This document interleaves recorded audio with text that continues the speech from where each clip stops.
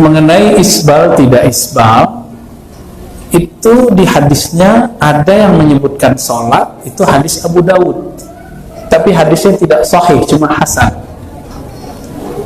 Di dalam hadis Bukhari, Nabi memanjangkan itu dalam sholat kusuf. Adapun mengatakan Allah tidak pandang, orang yang memanjangkan sarungnya, bukan celana di situ, sarung, di bawah mata kaki, kemudian Abu Bakar mengatakan, saya kesusahan ya Rasulullah kalau tidak megang. Itu tidak disebutkan mau sholat ataupun di luar sholat. Itu sebabnya Ibnu Umar sarungnya selalu jingkrang, Abu Bakar sarungnya selalu di bawah mata kaki, isbal, ya, selalu ke bawah. Pertanyaannya, yang wajib dalam fikih Islam itu manjang pendek atau aurat? Aurat. Jadi kita lupa fikih karena baca hadis nggak pakai fikih. Jadi ternyata haram seseorang berfatwa membaca hadis nggak pakai fikih. Haram hukumnya. Dia termasuk berfatwa dengan kejahilan. Orang yang berfatwa dengan kejahilan itu lebih bahaya daripada ahli bid'ah. Ya? Ahli bid'ah paling dia aja yang sesat sendiri. Tapi kalau orang berfatwa, ada orang ngikutin dia. Jadi ini tinggal dilihat. Saya mau ikut penampilan Ibnu Umar, ayo, karena Nabi lebih sering sarungnya di atas mata kaki daripada di bawah. Tapi harus dipahami juga, Bapak Ibu ini kan tidak paham harga sarung di zaman itu. Tahu harga sarung di zaman itu? Nggak tahu ya? Nggak usah pakai angka deh ya. Di zaman Nabi, satir, bahasa Arabnya apa, tirai ini dulu gak ada.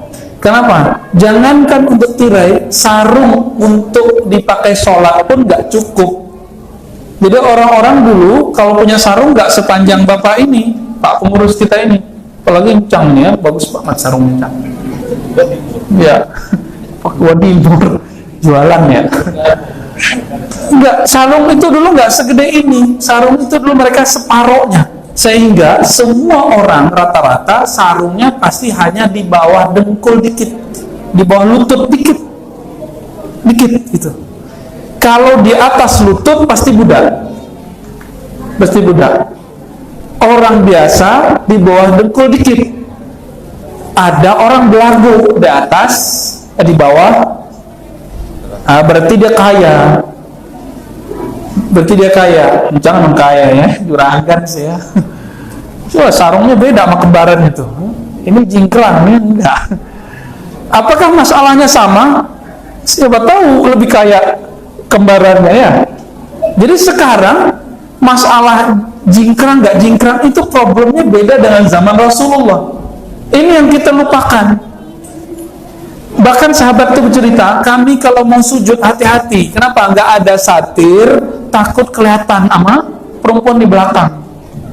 Bukan kelihatan kemaluan, bukan kelihatan pahanya yang hitam-hitam. Ya, begitu mereka dulu. Maka Imam Abu Hanifah tidak mengatakan dengkul itu aurat. Hadisnya sahih. Imam Syafi'i nggak pakai hadis itu. Imam Syafi'i pakai hadis Bukhari yang lain. Semuanya Bukhari. Masuk Abu Bakar ke Nabi ya, kata duduk-duduk, ternyata Nabi waktu itu sarungnya kebuka sampai lutut, bahkan paha bagian bawah. Terus masuk Umar, dibiarin. Masuk Utsman, langsung ditutup. Dengan hadis ini Imam Syafi'i mengambil pemahaman bahwa aurat, bahwa lutut itu aurat. Sedangkan sahabat-sahabat yang lain, mereka tidak semuanya sanggup gitu. Nah, Imam Syafi'i ini ngambil yang berat. Makanya mazhab Syafi'i itu agak berat-berat dikit, Pak. Sholat subuhnya agak panjang karena ada kunutnya. Ya kan? Allahumma sholli ala Muhammad panjang karena ada sayyidinanya. Kenapa panjang? Ya karena Imam Syafi'i itu memilih mana yang lebih aman. Memilih aman itu berat. Ya. Jadi apakah itu hanya dalam sholat? Enggak juga. Jadi boleh memilih. Tapi kalau bapak ini misalnya polisi atau ngantor ASN kan lucu kalau celananya pakai sepatu, kecuali kayak Koreaan pensil, ntar dipecat sama penjeragannya. Ya, Bapak Lurah itu ya. Ya, oh, kantornya bebas ya. Oke.